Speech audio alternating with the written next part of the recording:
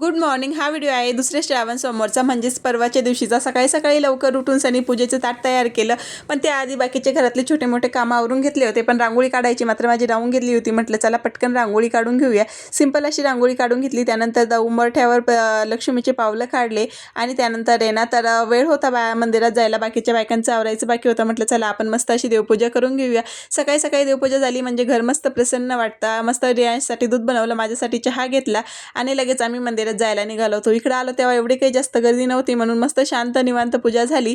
आरती वगैरे केली आणि त्यानंतर मधल्या मंदिरामध्ये दर्शनासाठी गेलो. आज मंदिराचा परिसर खूप शांत आणि प्रसन्न आणि स्वच्छ सुद्धा होता. बऱ्याच सगळ्या देवांची इकडे आल्यावर दर्शन होते. शांत निवांत इकडे वेळ घालवला आणि त्यानंतर लगेच घरी आलो. घरी आल्यावर साबुदाण्याची खिचडी बनवली. तीच मी रियांशला टिफिनला देणार होते.